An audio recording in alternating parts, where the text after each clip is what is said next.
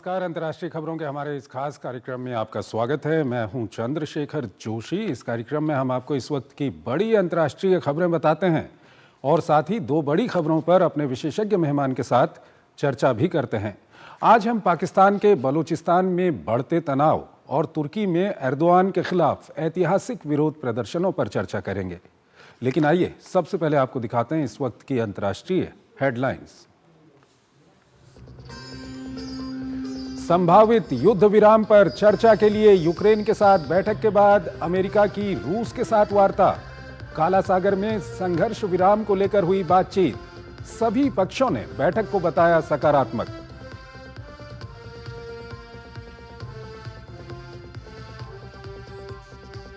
Riyadh में शांति वार्ता पर चर्चा के बीच दोनों देशों का एक दूसरे पर भीषण हमला। रूसी सैनिकों का सूमी के रिहायशी इलाके में मिसाइल हमला, करीब 65 लोग घायल।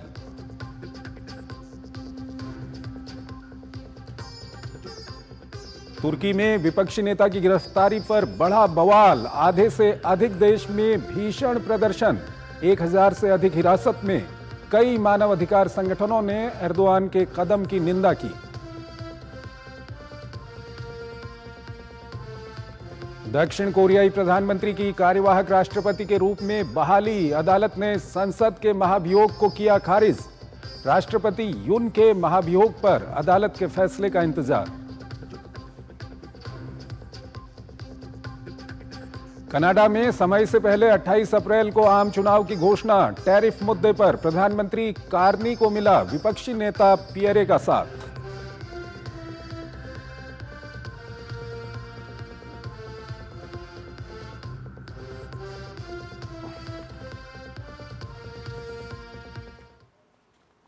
और आइए पहली खबर की ओर आपको लिए चलते हैं। पाकिस्तान में बलूचिस्तान की आज़ादी के लिए बलोच संगठनों के द्वारा हाल के वर्षों में अब तक के सबसे बड़े आंदोलन के तहत पूरे बलूचिस्तान में विरोध प्रदर्शन हो रहे हैं। तथा कथित तौर पर पाकिस्तानी सेना द्वारा जबरन गायब किए गए बलूचों के मामले को लेकर आंदोलनरत बलोच मानवाधिकार कार्यकर्ता डॉक्टर महरंग बलोच की गिरफ्तारी ने अलगाव की इस आग में घी का काम किया है। विरोध प्रदर्शन कर रहे कुछ लोग मारे भी गए हैं। एक रिपोर्ट देखिए। मारो और फेंक दो। दशकों से इसी नीति पर चलते हुए पाकिस्तानी सेना हर उस आवाज को खामोश कराती आई है जो बलूचों के हक की गुहार लगाती हो।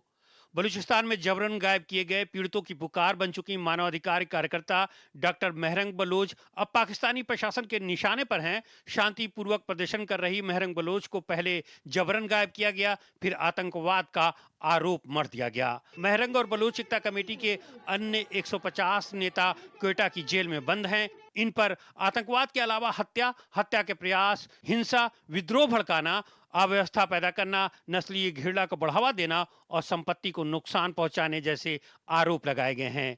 आरोप है कि महरंग बलोच को वकील से भी मिलने नहीं दिया जा रहा है। प्रदर्शनकारियों की गिरफ्तारी के विरोध में बलूचिस्तान के कई शहर लगातार दूसरे दिन भी बंद रहे। ये लोग शांतिपूर्ण तरीके से विरोध प्रदर्शन के दौरान गिरफ्तार लोगों को तुरंत छोड़ने की मांग कर रहे हैं। वहीं क्वेटा और आसपास के इलाकों में इंटरनेट सेवाएं पिछले कई दिनों से लगातार ठप हैं। दरअसल पिछले दिनों क्वेटा के सिविल अस्पताल में कुछ शव लाए गए थे। प्रशासन का दावा है कि ये लोग पिछले दिनों हुए ट्रेन हाईजैक के दौरान मारे गए थे, जबकि बलूच संगठनों का कहना है कि ये उन लोगों का शव है जिन्हें जबरन गायब कर दिया गया है। एक बलूच संगठन की ओर से इन शवों की पहचान करने का आह्वान किया गया। खबर मिलते ही बड़ी संख्या में लोग अस्पताल पहुंचकर शव के शिनाख्त किए जाने की मांग करने लगे। अनुमति नहीं मिलने पर बलूच एकता कमेटी के कार्यकर्ता महरंग बलोच के नेतृत्व में बलूचिस्तान यूनिवर्सिटी के सामने धरने पर बैठ गए। तभी बड़ी संख्या में प्रदर्शनकारी अस्पताल पहुंच गए और 5 शव अपने साथ लेकर चले गए। इसके बाद पुलिस ने विरोध प्रदर्शनों को खत्म कराने में सारी हदों को पार कर दिया। आरोप है कि पुलिस ने प्रदर्शनकारियों पर सीधे गोली चला दी, जिसमें 3 लोगों की मौत हो गई जबकि दर्जनों लोग घायल हो गए। इनमें 7 की हालत गंभीर बताई जा रही है। हालांकि पुलिस का दावा है कि इनकी मौत बलोचों के हमले में ही हुई है। इसके बाद शनिवार की तड़के सुरक्षा बलों ने महरंग बलोच समेत दर्जनों कार्यकर्ताओं को गिरफ्तार कर लिया। कई अंतर्राष्ट्रीय मानवाधिकार संगठनों ने महरंग की गिरफ्तारी का कड़ा विरोध किया है। अब सरकार ने विरोध प्रदर्शनों में शामिल होने वाले सरकारी कर्मचारियों के खिलाफ मोर्चा खोल दिया है। और इस खबर पर ज्यादा बात करने के लिए हमारे साथ जुड़ रहे हैं Ashwini Kumar Mahapatra, school of international studies JNU से। अश्विनी जी, बहुत बहुत स्वागत है आपका हमारे इस कार्यक्रम में। पहला सवाल आपसे हम यही जानना चाहेंगे कि डॉक्टर मेहरंग बलूच, जिनको 2025 के नोबेल पीस प्राइज के लिए नामांकित किया गया है, उनको पाकिस्तान में गिरफ्तार कर लिया गया है। क्या कुछ आपकी प्रतिक्रिया? देखिए, जो ह्यूमन राइट्स ग्रुप है उनको गिरफ्त करने का मतलब है जो मूवमेंट अभी बलूचिस्तान में चली हुई है उसको किस तरीके से वीक किया जाए। तो ये एक बहुत बड़ा वॉइस है बलूच नेशनलिस्ट के लिए और उनके एक इंटरनेशनल स्टैंडिंग है। तो वो चाहते हैं कि भाई उसको गिरफ्त करने में उनको लगता है कि जो ऊपर से लीडरशिप है ये कहीं ना कहीं वीक हो जाएगा, इस तरह का उनकी सोच है। मुझे लगता है कि एक रूटीन कार्रवाई है। वो कहीं कि पाकिस्तानी अपना सरकार कोशिश कर रहा है कि किसी तरह इस मूवमेंट को सप्रेस किया जाए, क्योंकि पहले भी ये लोग केस कर चुके हैं और करके आज तक करीब से हो गया, जब से 1948 मार्च से जब से ये बनी है, जो कालात जो था उसको ज़बरदस्ती करके पाकिस्तान में मिलाया गया था, तो तब से ये मूवमेंट चली हुई है बलूचिस्तान में। तो उनका ये रहेगा कि कोशिश करते रहेंगे किसी तरह की, जो बलूचिस्तान लिबरेशन आर्मी आजकल काफ़ी ज़्यादा वो उनकी भाषा में उग्र हो गए हैं, तो उसको किस तरीके से वो ख़त्म किया जाए। मुझे नहीं लगता है कि इस पे इंटरनेशनल ह्यूमन राइट्स ग्रुप जो है तो उन पे दबाव डालने में पाकिस्तान पे कोई असर अभी इमीडिएटली कुछ होगा, जब तक कोई इकोनॉमिक सैंक्शन की पॉलिटिकल डिसीजन इंटरनेशनल कम्युनिटी इसके खिलाफ ना हो। परंतु एक मूवमेंट जिस तरीके से बलूच जो पढ़े लिखे बलूच जो बाहर रहते हैं, कहीं आपकी देखिए जेनेवा में हो, यूके में हो, अमेरिका में है, वो अपना प्रदर्शनी शुरू कर दिए हैं। इस मूवमेंट की एक आप सोचिए कि एक पीक टाइप पे आ गया है वो। तो मुझे लगता है कि जो इतने साल से मूवमेंट चल रहा था, ये कभी ऊपर लेवल पे बना हुआ है, तो ये पाकिस्तान के लिए एक खतरे की घंटी तो है ही है। तो उनको भी पता नहीं कि इस मूवमेंट को किस तरीके से उसको क्रॉस किया जाए। उनकी सबसे बड़ी चीज आप देखोगे इंटर नैरेटिव में, जब भी बलूच मूवमेंट शुरू होता है, थोड़ा इस तरीके से कोई हाईजैक हो जाता है कि किस तरह का अटैक होता है जो नॉन बलूच के ऊपर, वो तुरंत इंडिया के ऊपर डाल देते हैं। उनके इंटर पाकिस्तानी नैरेटिव को आप स्टडी करोगे, जब से मूवमेंट शुरू हुआ 1950 से लेके, जब से ये आपके जो चाइना वाला प्रोजेक्ट, जो गौदर वाले प्रोजेक्ट शुरू हुआ, इसके बाद अकबर गुगुती को मार दिया 2006 के बाद, इनकी एकेडमिक नैरेटिव हो, न्यूज़पेपर पे हो, ये कहते हैं कि भाई बलूच मूवमेंट तो कुछ है नहीं, ये तो कुछ रिएक्शनरी सरदार है ना, जैसे उरी हो गए, गुप्ती हो गए, सरदार जो है वो अपनी मूवमेंट चलाते हैं। ये एक बैकवर्डनेस के एक मूवमेंट है, उसको कहीं ना कहीं इंडिया के हाथ है। कभी इस मूवमेंट के पीछे जो कहानी, वो कभी ना वो पाकिस्तानी को पता चला, ना लोगों को पता चला कि ये एक डिफरेंट एथनिक ग्रुप है बलूच जो है। उसको जबरदस्ती करके इस्लाम के नाम पे आप देश बनाने शुरू कर दिए। उनकी भाषा, उनके जो बड़े बड़े हीरो थे, उनके इतिहास, सब के आपकी देश का जो इतिहास लेखन होता है जिसको हम नैरेटिव कहते हैं, उसमें है नहीं। तो उनको कहीं ना कहीं लगता है कि ये तो पाकिस्तान के है नहीं। उनपे जो जब से ये जो प्रोजेक्ट शुरू हुआ, तो सबसे आप देखोगे उनके सबसे बड़ी भाई क्या है, सेटलर की। ये करीब 65-70 लाख के लोग है बलूच है, पैरन जगह है जहाँ में कुछ एग्रीकल्चर चीज होता नहीं है, लेकिन उनके पास बहुत सारे माइंस है। उनके पास गैस फील्ड है, सोई गैस जो है 1952 में डिस्कवर हुआ। अभी भी 70% लोग के पास गैस चूल्हा है नहीं, 78% बलूच के पास इलेक्ट्रिसिटी है नहीं। तो ये किस आप देश बना रहे हो? तो आप देखोगे कि इनकी इकोनॉमिक कंडीशन देखिए, जिस तरीके बाहर लोग जाके बलूचिस्तान में बैठ गए, उनके अंदर लेकिन बलूचों की समस्याओं को समझने की जगह जो पाकिस्तान अभी कर रहा है, उनका कहना है कि वो एक हार्ड स्टेट बनेंगे इस वक्त पर, क्योंकि जाफर एक्सप्रेस का जो मामला हुआ था, अगर हम बलूचिस्तान की बात करें तो दो तरह के मूवमेंट वहाँ पर हैं। एक सशस्त्र विद्रोह है और दूसरा अभी जो इस वक्त पे वहाँ पे चल रहा है अहिंसक विद्रोह है। लेकिन जो अहिंसक विद्रोह है उसको भी पाकिस्तान बलपूर्वक दबा रहा है। कल ही वहाँ पर 3 लोगों की मौत हुई है फौज की गोली से। तो ये पाकिस्तान का तरीका क्या ठीक है क्या इस तरह से डील करना? अगर पाकिस्तानी पंजाब में ये सब कुछ हो रहा होता तो क्या पाकिस्तानी आर्मी या पाकिस्तानी पुलिस इसी तरह से डील करती? ऐसे नहीं करती है ना, क्योंकि वो तो मोर देन 50% पॉपुलेशन है। आप देखिए, ये तो आप छोटा चीज है। जिस तरीके से जब जनरल मुशर्रफ थे, है ना, तो उस टाइम पे जिस तरीके के एक्स्ट्रा जुडिशियल किलिंग हुआ, जो रात के अंधेरा में लोग, उनकी जो यंग बलूच थे, उनको उठा के ले जाते थे। पता नहीं कितने बहनों ने अपना भाई को हराया। उसके बाद उनका हत्या हो जाता है।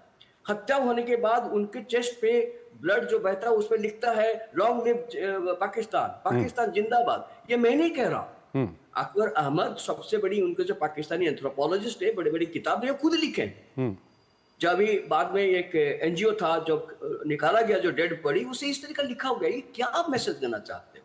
तो ये जब बर्बराता की जो हाइट है, ये तो पुलिस फायरिंग में मर जाना वो अलग चीज है, उसको मरने के बाद ये दिखाना लोगों को कि पाकिस्तान आपसे सुपीरियर है, पाकिस्तान कुछ भी कर सकता है। पाकिस्तान के ही कई लोगों का ये मानना है सर कि 1971 में जिस तरह के हालात पाकिस्तान ने बांग्लादेश में बनाए थे, तत्कालीन बांग्लादेश में, वैसे ही हालात इस वक्त पे बलूचिस्तान पे पाकिस्तान क्रिएट कर रहा है। तो क्या वहां भी कुछ इसी तरह का रिजल्ट मिलेगा बाद में?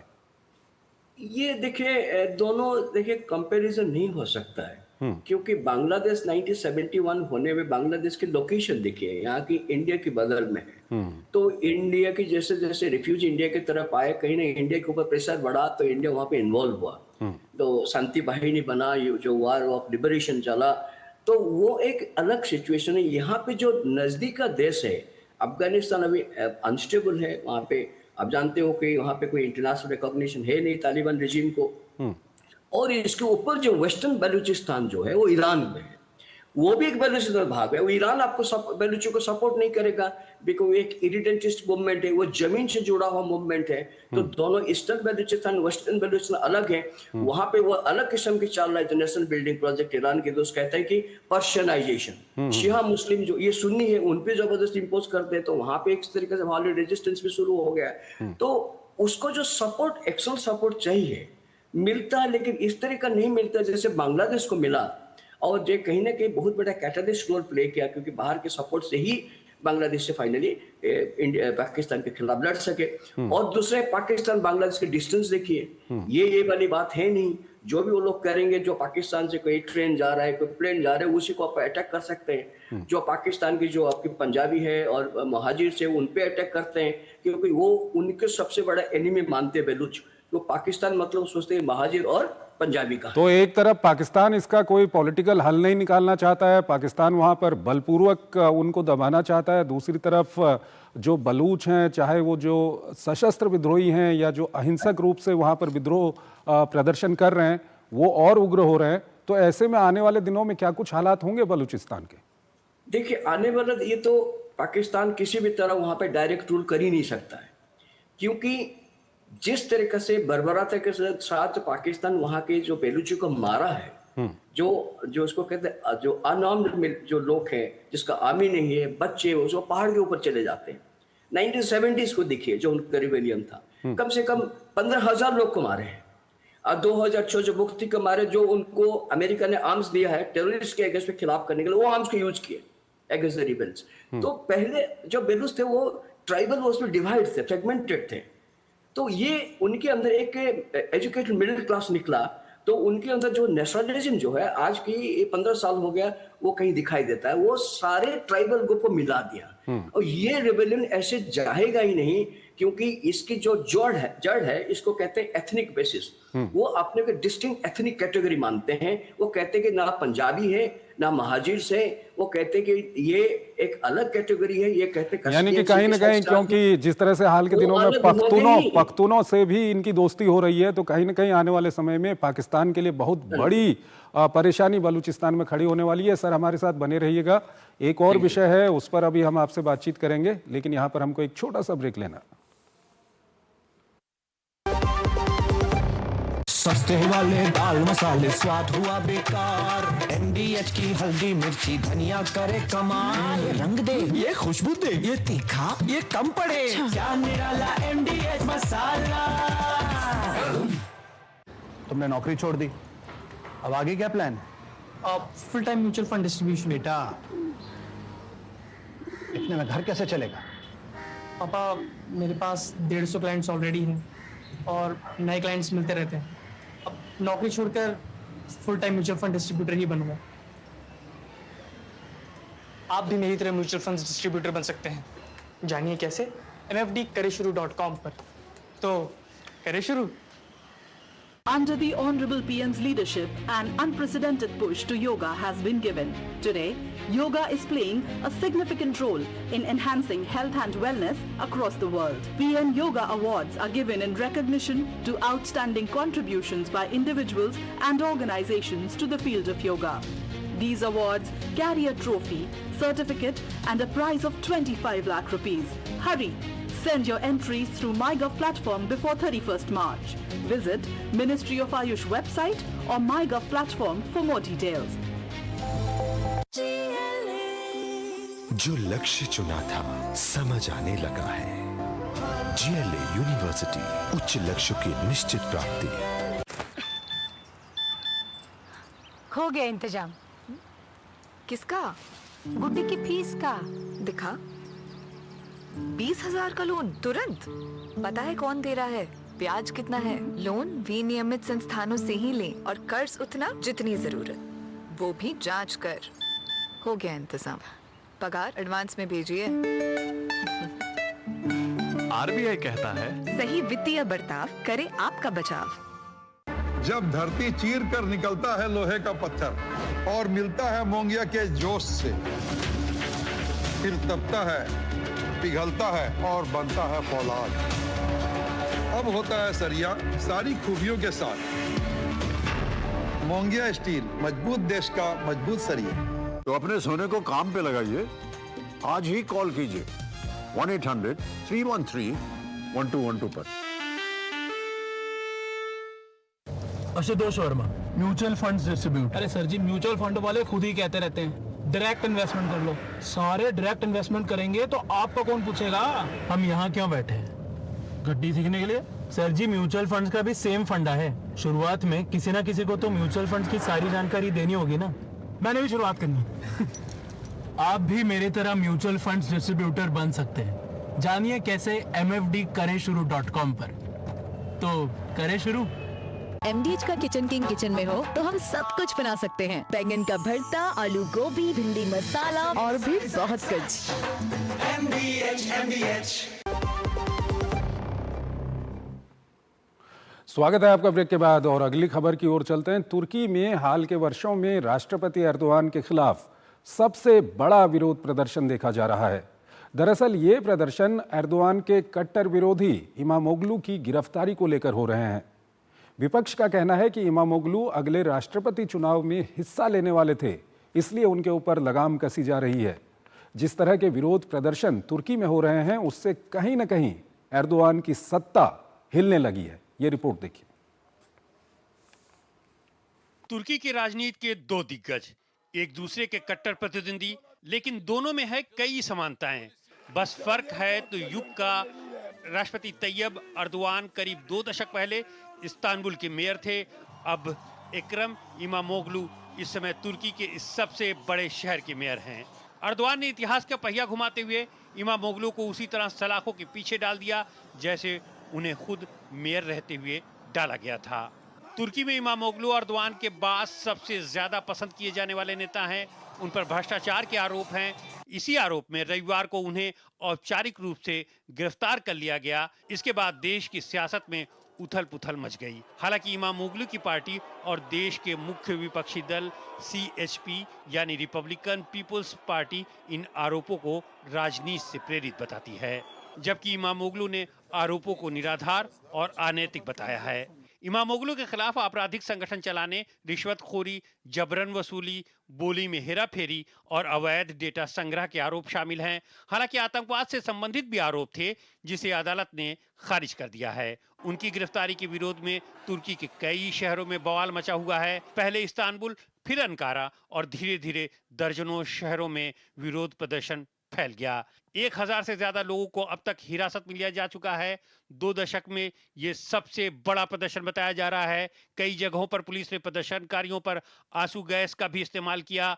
आरोप है कि राष्ट्रपति अर्दोआन ने इमामोग्लू के रूप में अपने सबसे मजबूत और लोकप्रिय राजनीतिक प्रतिद्वंदी को रास्ते से हटाने के लिए ये कदम उठाया है। इमामोग्लू पर हुई कार्रवाई का समय अहम है।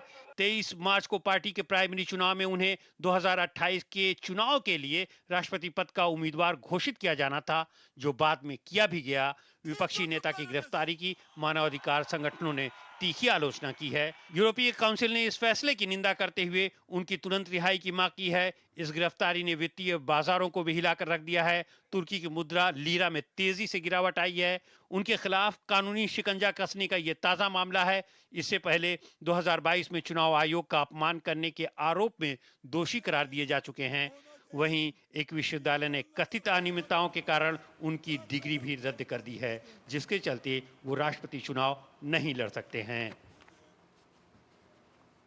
और इस खबर पर बात करने के लिए Ashwini Kumar Mahapatra, school of international studies JNU से हमारे साथ जुड़े हुए हैं। सर, आपसे ये जानना चाहेंगे कि तुर्की में जो हालात बने हुए हैं, किस तरह से इसको एक्सप्लेन करेंगे आप? देखिए, ये तुर्की में जो हो रहा है वो पहले भी हो चुका है, लेकिन ये जो आकार है, जो प्रदर्शनी हो रहा वो इतने इस तरीके से प्रदर्शनी पहले नहीं हुआ। इससे पहले उनके गाजी पार्क का डेमोन्स्ट्रेशन था अंकारा में, वो भी बहुत दिन तक चला। और बीच में इस्तांबुल में एक बोğaziçi यूनिवर्सिटी है, वहाँ पे एक रेक्टर मतलब वाइस चांसलर के अपॉइंटमेंट में भी काफ़ी एक स्टूडेंट मूवमेंट वहाँ पे शुरू हुआ था। देखिए, एर्दोगान 2002 इलेक्शन जीतने के बाद 2003 से करीब आपके 22 साल हो गए वो भी सत्ता पे है। और एर्दोगान की जो पार्टी है ये एक इस्लाम के ऊपर है, मतलब धर्म के ऊपर है।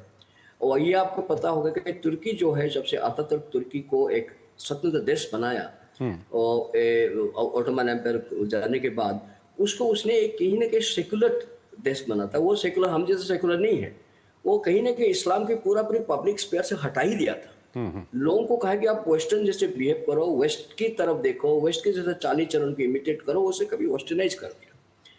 तो उसकी जो रिएक्शन था वो छोटा मोटा जो कंजर्वेटिव सेक्शन है वो करते थे, तो इस्लामिक पार्टी का नाम पे। तो एक थे प्रोफेसर इरबाकन, उसने अपना पार्टी बनाया था।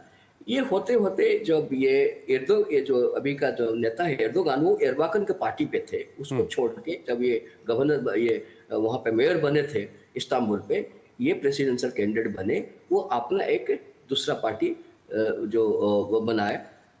तो ये उनकी पार्टी जीतता रहा, उसको सपोर्ट मिला जो साउथ की तरफ जो इसको कहते हैं अनातोलियन टाइगर्स, जो छोटे छोटे एंटरप्रेन्योर क्लास है, ये काफी रिलीजन की तरफ उनकी एक लीनिंग्स है।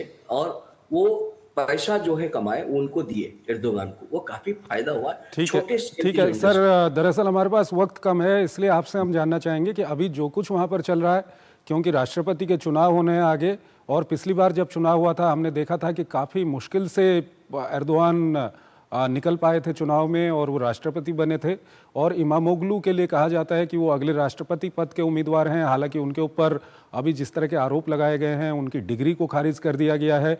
ये सब को देखते हुए एक सवाल ज़रूर है कि क्या वो राष्ट्रपति चुनाव में खड़े हो पाएंगे या नहीं हो पाएंगे। लेकिन अभी जिस तरह के हालात हैं, इसमें आपको क्या लगता है, एर्दोगान की सत्ता कहीं ना कहीं डगमगा रही है? एर्दोगान की तो सत्ता डगमगा रहा है। अभी लास्ट चुनाव पे जो प्रेसिडेंशियल इलेक्शन था, ये भी पहले बार देखिएगा 51 और 49% था जो सेकंड डाउन इलेक्शन हुआ, वहां पे हारने वाले थे। काफी ऑपोजिशन पार्टी उनके खिलाफ हो गए थे। तो अभी भी आप देखोगे जो ये रिपब्लिकन पीपल्स पार्टी है, जो मैं ये कहना चाह रहा, अतातुर्क की पार्टी है, इसका आइडियोलॉजी है अतातुर्क का सेकुलरिज्म और इनकी है रिलीजन। तो ये झगड़ा अभी टर्की में चली हुआ है, टर्की कंप्लीटली पोलराइज्ड है। तो ये झगड़ा अभी अगला 2020-28 को जो इलेक्शन होगा उसमें भी आपको दिखाई देगा। लेकिन ये कहना मुश्किल है कि ये प्रेसिडेंट जीतेंगे कि नहीं। जैसे आप इसकी जिस तरीके से लोग उनके आ रहे हैं और जिसके धीरे धीरे करके इस्तांबुल से दूसरा सिटी की तरफ स्प्रेड कर रहा है, सारी यूनिवर्सिटी का लड़के आ रहे हैं, वो कहीं ना कहीं एर्दोगान से काफी नाराज है। लेकिन जब ये चुनाव होता है, किसी तरह एर्दोगान जीत जाता है। हर कोई सोच रहा था कि लास्ट इलेक्शन 26 में वो एर्दोगान हार जाएंगे, क्योंकि ये एक अपोजिशन कैंडिडेट खड़ा हुआ, लेकिन किसी तरह मैनिपुलेट करके वो जीत गए, क्योंकि थर्ड कैंडिडेट को खड़ा किए, उसकी वोट उनकी तरफ चला गया, वो जीत गए। तो कहना मुश्किल है, ठीक है, कहना मुश्किल है। और ये देखना भी Erdogan next time presidential candidate नहीं हो सकते हैं, क्योंकि इनमें लिमिट है। तो इस बीच में ये सबसे बड़ी चीज देखा जाएगा कि एर्दोगान अभी संविधान को चेंज करेंगे क्या, ये बड़ी बात। तो काफ़ी देखने वाली चीज़ें हैं तुर्की में, लेकिन इस वक्त की अगर हम बात करें तो एर्दोआन के खिलाफ काफ़ी विरोध प्रदर्शन वहाँ पर हो रहे हैं। बहुत बहुत शुक्रिया सर आपका हमारे इस कार्यक्रम में जुड़ने के लिए। और अभी हम आपको आज की कुछ और महत्वपूर्ण अंतर्राष्ट्रीय खबरें बताएंगे, लेकिन उससे पहले एक छोटा सा ब्रेक लेते हैं।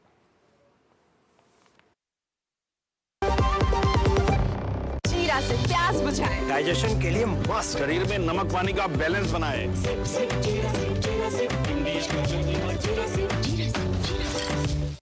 Ashutosh Verma, mutual funds distribute. अरे सर जी, म्यूचुअल फंड वाले खुद ही कहते रहते हैं डायरेक्ट इन्वेस्टमेंट कर लो। सारे डायरेक्ट इन्वेस्टमेंट करेंगे तो आपका कौन पूछेगा? हम यहाँ क्यों बैठे हैं? गड्डी सीखने के लिए? सर जी, म्यूचुअल फंड्स का भी सेम फंडा है। शुरुआत में किसी ना किसी को तो म्यूचुअल फंड्स की सारी जानकारी देनी होगी ना। मैंने भी शुरुआत करनी। आप भी मेरी तरह म्यूचुअल फंड्स डिस्ट्रीब्यूटर बन सकते हैं। जानिए कैसे mfdkareshuru.com पर। तो करें शुरू। मुथूट फाइनेंस गोल्ड लोन सुनहरी सोच प्रोग्राम में आप सबका बहुत बहुत स्वागत है। वणकम मिसेस अय्यर, सौकी माँ। Thanks for talking sir. मेरा सोना मेरी बेटी को क्रिकेटर बना रहा है। Super super. कुमार साहब आप बताइए क्या हाल चाल है? अरे बहुत ही बढ़िया सर, मेरा सोना मेरे ट्रांसपोर्ट बिजनेस में रफ्तार ला रहा है। अरे वाह, क्या बात। तो अपने सोने को काम पे लगाइए, आज ही कॉल कीजिए 1-800-313-1212 पर। रिटायरमेंट प्लानिंग के लिए तेरा SIP के बारे में क्या ख्याल है? रिटायरमेंट अभी तो पूरी लाइफ बाकी है यार। और तुझे नहीं लगता अगर रिटायरमेंट के बारे में अभी से नहीं सोचे तो आगे जाके प्रॉब्लम होगी? पर रिटायरमेंट के बारे में सोचना क्यों है इतना जरूरी? जब तक आप रिटायर हो जाएंगे महंगाई काफी ज्यादा बढ़ जाएगी और आपकी इनकम वो तो रुक ही जाएगी। इसीलिए आज ही म्यूचुअल फंड्स में SIP शुरू कीजिए और हर महीने थोड़ा थोड़ा करके धन इकट्ठा कीजिए एक कंफर्टेबल रिटायर्ड लाइफ जीने के लिए। अधिक जानकारी के लिए अपने वित्तीय सलाहकार से परामर्श करें। LIC म्यूचुअल फंड द्वारा निवेशक शिक्षा की एक पहल। म्यूचुअल फंड निवेश बाजार जोखिम के अधीन है। योजना से संबंधित सभी दस्तावेजों को ध्यान से पढ़ें। जो लक्ष्य चुना था समझ आने लगा है। GLA यूनिवर्सिटी, उच्च लक्ष्य की निश्चित प्राप्ति। तुमने नौकरी छोड़ दी, अब आगे क्या प्लान है? Full time mutual fund distribution. बेटा, इतने में घर कैसे चलेगा? पापा, मेरे पास 150 क्लाइंट्स ऑलरेडी हैं और नए क्लाइंट्स मिलते रहते हैं। अब नौकरी छोड़कर full time mutual fund distributor ही बनूंगा। आप भी मेरी तरह म्यूचुअल फंड डिस्ट्रीब्यूटर बन सकते हैं। जानिए कैसे? mfdkareshuru.com पर। तो करें शुरू। गोल्डी मसाले के 100 ग्राम के स्पेशल पैक्स में फ्रेशनेस लॉक है। ऐसे गोल्डी मसाले जहां जाएं रिश्ते बनाएं। स्वागत है आपका ब्रेक के बाद। और अंतर्राष्ट्रीय खबरों के हमारे इस कार्यक्रम को हम यहीं पर ख़त्म करते हैं, लेकिन जाते जाते आपको छोड़ जाते हैं आज की कुछ और महत्वपूर्ण अंतर्राष्ट्रीय खबरों के साथ। आप इन खबरों को देखिए और हमारी पूरी टीम को इजाज़त दीजिए। नमस्कार। रविवार को सऊदी अरब में रूस यूक्रेन युद्ध को रोकने को लेकर अमेरिका और यूक्रेन के अधिकारियों की बैठक के बाद सोमवार को अमेरिका और रूस के अधिकारियों की बैठक हुई। बैठक को लेकर रूस के प्रतिनिधि ग्रिगोरी कार्सन ने कहा है कि बातचीत काफी सकारात्मक हो रही है और अमेरिका और रूस के अधिकारी एक दूसरे के विचारों को अच्छी तरह समझते हैं। बैठक में मुख्य रूप से काला सागर में संघर्ष विराम को लेकर बातचीत हुई है। इजरायल ने गाजा में एक अस्पताल में बड़े हमले में हमास के बड़े नेता इस्माइल बरून को मार दिया है। वहीं इजरायल और हमास के संघर्ष को खत्म करने के लिए मिस्र ने एक नए संघर्ष विराम के प्रस्ताव को सामने रखा है। प्राथमिक जानकारी के अनुसार इसमें इजरायल द्वारा हर हफ्ते 5 बंधकों को छोड़ना और दूसरे हफ्ते से इजरायल द्वारा दूसरे चरण का संघर्ष विराम लागू करना शामिल है। जापान के प्रधानमंत्री शिगेरो इशिबा और चीन के विदेश मंत्री वांग यी की शुक्रवार को हुई बैठक के बाद चीन के वक्तव्य को लेकर जापान ने चीन के सामने विरोध दर्ज कराया है। दरअसल जापान का कहना है कि चीनी प्रवक्ता ने बैठक के बाद ताइवान और विवादित मामलों को लेकर जापान के PM के वक्तव्य को चीन के समर्थन में पेश किया है, जो पूरी तरह गलत था। दक्षिण कोरिया की संवैधानिक अदालत ने प्रधानमंत्री हान डक सू को कार्यवाहक राष्ट्रपति के रूप में बहाल कर दिया है। दरअसल राष्ट्रपति यून सुक योल पर महाभियोग पास होने के बाद वो कार्यवाहक राष्ट्रपति बने थे, लेकिन संसद ने उन पर भी महाभियोग लगाया, जिसे अदालत ने रद्द कर दिया है। आव्रजन पर ताज़ा कार्रवाई करते हुए अमेरिका का ट्रंप प्रशासन क्यूबा, हैती, निकारागुआ और वेनेजुएला के 5,30,000 लोगों की अमेरिका में अस्थायी कानूनी स्थिति को रद्द करने जा रहा है। संघीय रजिस्टर ने इस सिलसिले में नोटिस जारी कर दिया है। अमेरिका ने यमन में हूती विद्रोहियों पर फिर हमले किए हैं। हमले से राजधानी सना में कम से कम 1 व्यक्ति की मौत हो गई और 13 लोग घायल हो गए। इस सबके बीच हूतियों द्वारा लाल सागर में एक अमेरिकी जहाज पर हमले की भी अपुष्ट खबरें हैं। अमेरिका के उपराष्ट्रपति जेडी वैंस की पत्नी और कुछ अमेरिकी अधिकारियों की प्रस्तावित ग्रीनलैंड यात्रा की ग्रीनलैंड के प्रधानमंत्री म्यूटे एग्डे ने निंदा की है और इसे उकसावे वाली कार्रवाई बताया है। दरअसल ट्रंप के बयानों के अनुसार अमेरिका ग्रीनलैंड पर कब्जा चाहता है।